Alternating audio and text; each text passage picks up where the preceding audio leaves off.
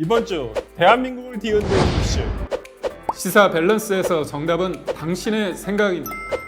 동일 퀴즈로 매주 총 상금 15만 원의 주인공이 되세요. 당신의 의견이 대한민국의 밸런스를 맞춘다. 한동훈 전 대표가 임기단축 개헌을 했습니다. 본인이 임기단축을 3년으로 해서 2028년도에 그때 총선이 있습니다. 네. 총선에 같이 대선과 하겠다. 그렇다면 4년 중임제 가능성이 좀 크거든요. 근데 한동훈 전 대표가 말을 하기 전에 실은 오세훈 시장이 12월 말에 한 번 했습니다. 그래서 같은 얘기를 하셨죠. 그래서 네. 같은 내용이기 때문에 여러분은 이에 대해서 결단력이 있는 제안이냐 아니면 현실성 없는 수사, 말에 아무 말 대잔치냐 이런 거죠. 수사. 너무 이거 검찰 출신이라 수사라고 한 건가요? 여튼 현실성 없는 말이다 이렇게 말씀하신 것 같습니다. 그러니까 문제 한번 풀어보시죠. 동일 퀴즈는 나와 같은 생각을 가진 사람들이 얼마나 되는지 맞히는 퀴즈입니다. 먼저 당신의 의견을 묻는 질문이 주어지며 질문에 대한 의견을 투표하게 되는데요. 그런 다음 자신과 같은 선택을 한 사람들이 몇 %일지 추측에 입력해 주세요. 점수는 오차범위 20% 내외로 투표 결과에 근접할수록 높게 부여됩니다. 다른 의견에 귀를 기울여야 맞힐 수 있는 게임. 동일 퀴즈에 참여해 보세요. 이 부분 좀 관심이 좀 있을 것 같아요. 왜냐하면 예전보다도 이 개헌에 대한 생각이 굉장히 좀 직접적으로 느끼는 분들이 꽤 많은 것 같더라고요. 맞아요. 이거 어떻게 판단? 참 쉽지는 않은데 한동훈 대표에 대한 어떤 여러분 참여자들의 어떤 긍부정에 대한 내용을 한번 좀 확인도 가능하다고 그러네요. 저는 봅니다. 뭐 저는 개헌은 해야 된다고 생각을 해요.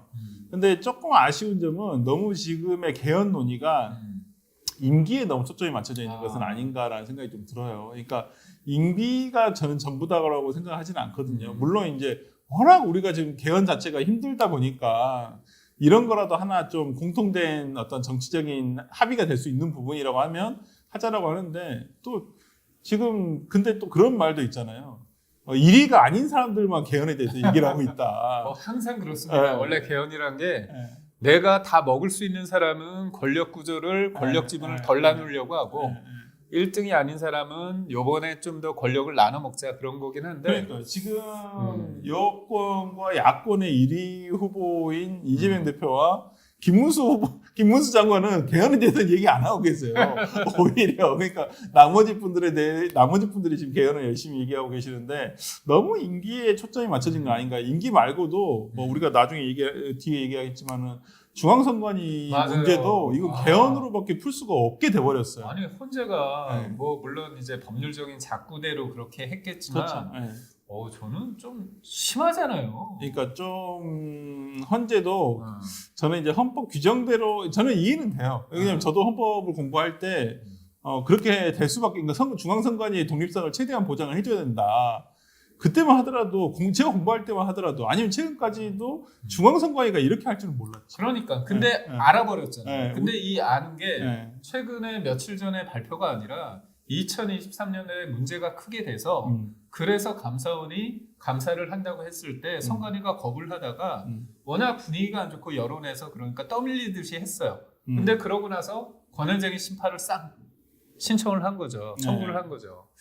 그래서 저는 이 부분에 있어서는 진짜 말씀하신 취지가 지금의 헌재가 선관위에 대한 어떤 독립성을 옹호하면서 직무감사를 못하게 했지만 개헌을 통해서 바꿔야 된다는 거잖아요. 네, 그렇죠? 그러니까 저는 이 문제도 좀 중요한 개헌 사항이 돼야 되지 않을까라는 생각이 좀 듭니다.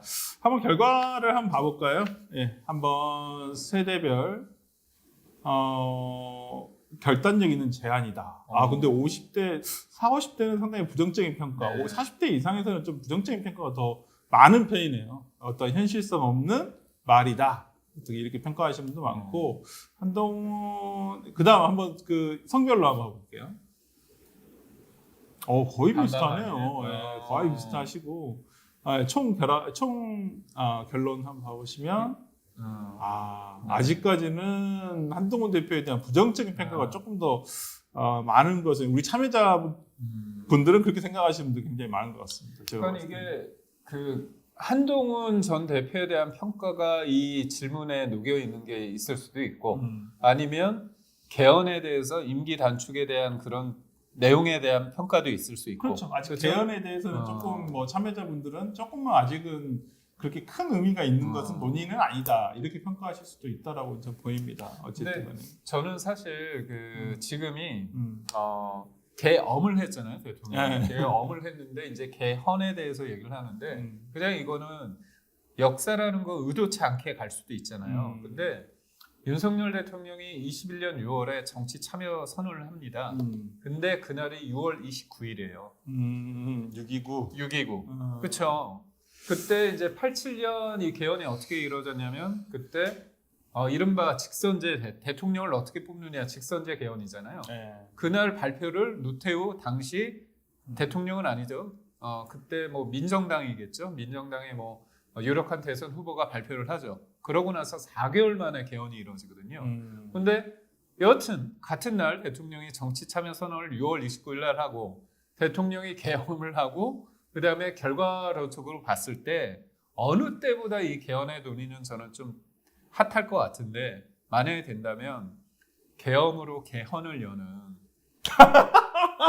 아니 결과적으로 그럴 수 있는 거잖아요. 그러니까 결과적으로는 그런데 결과적으로. 그러니까 참 윤 대통령이 개엄을 선포하실 게 아니라 개헌을 선포하셨더라면 지금과는 다른 상황이실 텐데 많이 아쉽네요. 여튼 제가 보면 네. 뭐 저도 아주 진지하게 한 얘기는 아닌데 참 역사라는 게 모르잖아요, 그렇죠? 그래서 한번 그냥 요런 상황도 있다. 네. 말씀을 드리겠습니다. 알겠습니다. 뭐 아니 그래도 재밌는 라임이었어요. 네. 개엄으로 개헌을 열었다. 관련 기사도 있습니다. 아 그래요? 제가 아는 기자한테 얘기해서 아니 저는 개헌 논의가 사실 있어요. 그러니까 말씀하신 것처럼 이제 권력구조 개편이나 임기 그것만이 아니라 사실 이제 우리가 87년 이후에 13년, 25년 하면 40년 가까이 됐잖아요. 그렇죠. 그야말로 몸집도 커지고 그랬는데 옷도 안 맞을 텐데 그렇죠. 그거에 대해서 현실을 다 담아낼 수 있는 그리고 요번에 대통령에 대한 권력과 또 국회 권력 29번의 탄핵과 우리가 생각지 못하는 개엄까지 우리가 다 겪지 않았습니까? 그렇다면 이 두 가지 어떻게 보면 생경한 이 경험들을 했는데 그냥 여기에서 그냥 끝나면 안 된다는 거잖아요. 그렇죠? 그렇죠. 그래서 좀 이게 저는 이제 개인적으로는 우리가 이제 뭐 개헌이 많이 자주 되고 많이 되는 게 좋은 것은 아닐 수도 있어요. 너무 변동성이 심하면 그것도 좀 문제가 있는 건데 미국 같은 경우는 200년이 된 그 헌법이잖아요. 근데 거기는 계속 어멘드먼트 방식이거든요. 그러니까 붙이는 방식이에요. 그래서 거기에다가 몇 조 매당 이걸 붙이는 방식이라서 조금 개정의 여지가 좀 쉬워요. 근데 우리나라는 그게 아니잖아요. 만들어 놓으면 되게 고치기가 어렵단 그렇죠. 말이에요. 그렇기 때문에 지금 벌써 87년도 헌법이면 삐삐도 없던 시절이에요. 삐삐가 뭔지도 모르시는 분도 많으실 거예요. 그렇죠. 삐삐. 응답하라 1988이나 정말 그때 나오던 시절이거든요.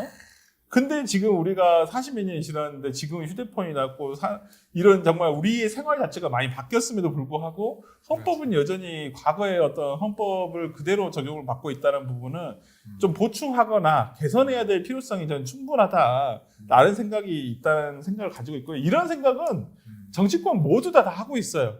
근데 이제 그놈의 이제 권력욕이죠. 내가 이거 5년 다 해야 되는데 5년도 짧다 생각하시는 분들이 많으니까.